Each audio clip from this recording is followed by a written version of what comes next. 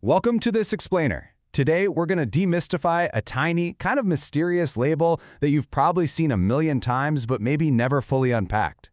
I'm talking about that little %VV label hanging out on the back of your everyday liquid products.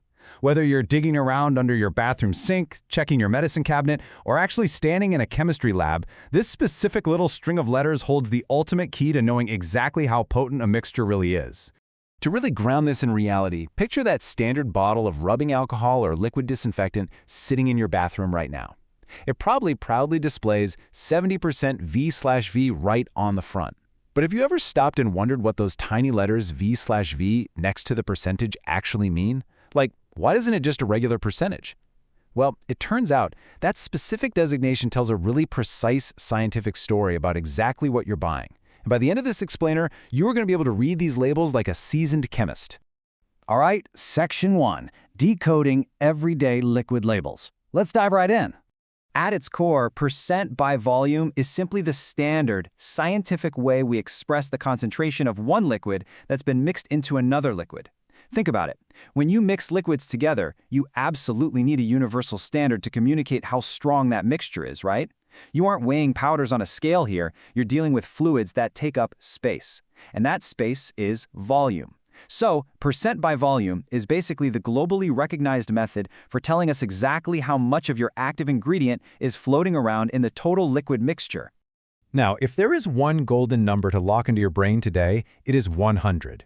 The word percent literally translates to for every 100. So, in our specific case of percent by volume, it tells you exactly how many milliliters of an active liquid are present in every 100 milliliters of the total mixed liquid. Whenever you see V/V, just immediately think to yourself, okay, out of 100 total units, how many of those units belong to the active ingredient? Let's make this super concrete. Say you spot a 5% VV printed on the label. That literally means there are exactly 5 milliliters of that specific active ingredient in every 100 milliliters of the liquid inside the bottle. So, if you were to pour out exactly 100 milliliters of that product into a glass, you can be absolutely certain that 5 milliliters of that volume is the active stuff, and the remaining 95 milliliters is just whatever base liquid, usually water or alcohol, was used to dilute it.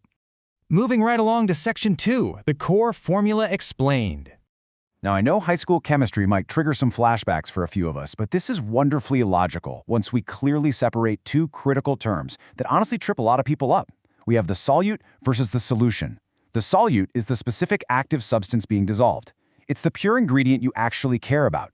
The solution, on the other hand, is the grand total final mixture of everything combined. A really common mistake is thinking the solution is just the water you add. Nope, the solution is the total volume once the whole shebang is mixed together in the bottle. So here is the absolute key, the core formula. You take the volume of your solute, you divide it by the total volume of your final solution, and then you just multiply that result by 100 to get your percentage. It is literally just a simple fraction. The active ingredient divided by the entire mixture scaled up to 100. If you keep your solute on top and your total solution on the bottom, you're never going to get this calculation wrong. But wait, there is a massive, non-negotiable rule to remember here. This specific VV formula must only be used when both the starting solute and the final solution are measured as liquids. You absolutely cannot use this if you're dissolving a dry powder like salt or sugar into water. The V stands for volume, and in this context, it strictly applies to a liquid active ingredient mixed into a liquid base. Liquid plus liquid equals a liquid solution. Make sense? Which brings us to Section 3, Seeing it in action. Imagine for a second that we're in a lab. If you take exactly 25 milliliters of pure liquid ethanol, that's your solute, right? And you add enough water to it so that the total volume in your flask reaches exactly 100 milliliters, boom, you've created a solution. Your math is 25 divided by 100, which is 0.25. Multiply that by 100 and you get a 25% VV concentration. Notice we didn't necessarily add 100 milliliters of water. We added just enough water to make the total final line on the beaker read 100 milliliters. And this brilliantly illustrates the answer to our opening question. Remember that bottle of disinfectant? A product labeled as 70% VV simply means it contains 70 milliliters of pure isopropyl alcohol for every 100 milliliters of the liquid inside. The manufacturer measured out 70 milliliters of the active alcohol and then diluted it right up to the 100 milliliter mark with purified water. That perfect ratio ensures it's strong enough to destroy germs, but it still has enough water to keep it from just evaporating instantly off your skin. Okay, Section 4. 3 steps to calculate. If you're mixing your own stuff at home or in a lab, it takes exactly 3 practical steps. Step 1. Carefully measure out the volume of your active liquid solute. Step 2. After mixing it with your base liquid, measure the total volume of your final mixed solution. And step 3. Grab a calculator. Divide the first number by the second number and multiply by 100. It really is that simple. Just keep reminding yourself your final volume in step 2 is the grand total of everything mixed together. Let's wrap things up with Section 5, Real-World Uses.